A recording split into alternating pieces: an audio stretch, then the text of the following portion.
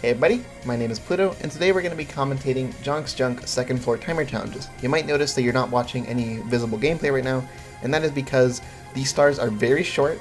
There are going to be 4 of them in the 6.5 minute video, so they're going to go by quick. I will not be able to explain everything in them, however, I'll be able to go through the main bits, so if you have any questions, please ask them in the comments and I'll be happy to explain more. With that said, let's get started with the first of the 4 challenges, and that is Pleasure Test.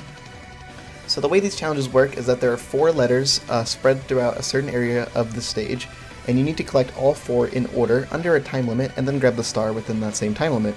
Every letter you grab will add extra time. This particular one is named Pleasure Test, and it takes place near the end of the Torture Test star.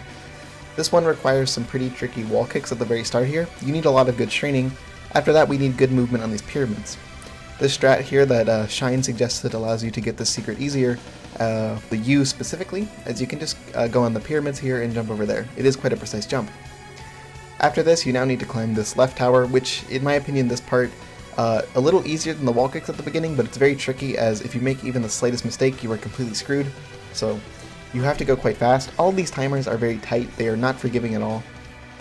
So you really want to go fast. Grabbing this K here, and now we need to go down to the star, which is all the way down there. Getting down there is a little bit tricky.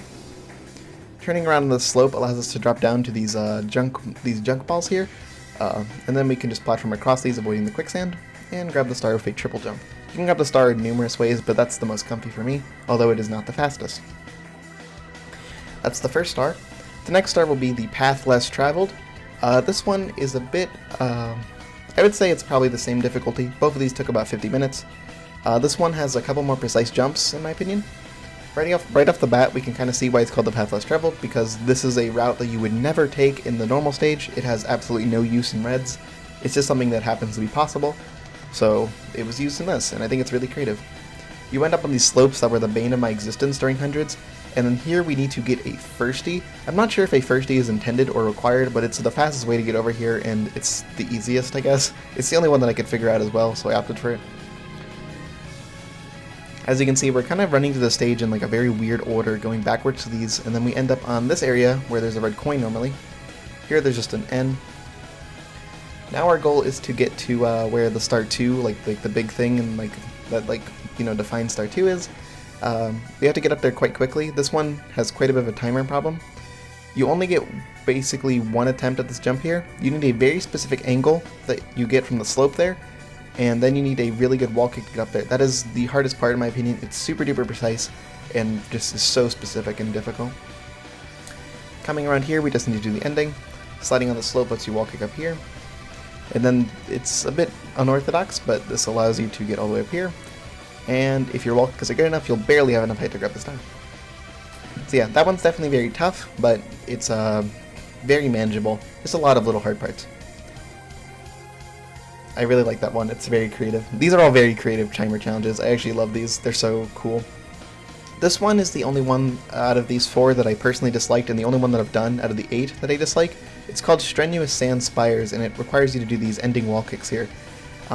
This might not look too bad, but the reason why this is so bad is because each of these sand spires consists of multiple different polygons on their walls, and these polygons actually give you different angles. It's very hard to control this, as they are kind of changed at arbitrary points on the wall, so unless you go out of your way to remember the super specific setup, which honestly I was just too lazy to do, but even then it would take a very long time to do so, you would essentially need to just play so well and be so specific in order to hit the exact walls, and the only feedback would be slight angle differences that end up mattering a lot because of the sheer precision. The main point where it matters is this ending here. I start with a specific angle for this ending, however my angle is going to be distorted by these pillars and somewhat randomly, as well as by the long jump. The long jump was just the most consistent movement I could do there, despite changing my angle. The hardest part here is easily grabbing this K. You need to grab this thing perfectly. This is not actually perfect. There's slightly better situations you can be in, however reaching this brick wall from this wall kick is extremely precise. As you can see, I'm pausing to make sure I'm holding the right analog stick direction. As you can see there, you barely make it. It's just so precise, and the little bit of randomness that's added by the Sand Spires angles in this one makes this the one that took the longest. I wouldn't say it's the hardest, it's just the one that's the most frustrating probably. getting done with that one was very relieving. The last one is another one that I liked. This one was a little janky, but I actually, by the time I got through it, I ended up liking it. It's called The Beginning is the New Ending, I believe, and it has mostly platforming on these little pillars things. These are like upside down tables, essentially. These are extremely hard to maneuver on. Because they're moving objects, it's very hard to tell Mario's speed, which means doing speed-based moves like long jumps and side kicks can be very difficult. Combine that with their general small size, and you have some really difficult platforming here. You have to maneuver Mario very precisely in order to get the right movement, as well as the proper speed. This section I need to hurry up because I need to reach the next part of the level pretty quickly. The timer here is not very forgiving for the types of jumps you have to do there. These jumps are not easy. In hundreds you do them twice, and they were one of the scarier parts.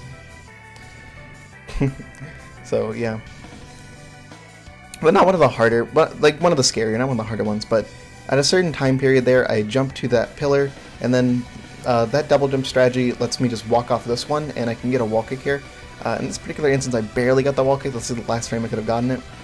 Landing here, you need to constantly react to the situation, Mario's exact position, whether or not you get a ledge grab, 50-50 grinding. There's so many different factors here that make this one truly brutal. Anyways, that's all the commentary I have for you guys today. I'll see you guys in the next video, and enjoy my reaction to the star. Bye! Yes! Oh, yes! Oh my god, yes, dude. Yes! Oh my god, yes. Oh my god. That one was so fucking satisfying to get, dude. Holy shit. Thank you, dude.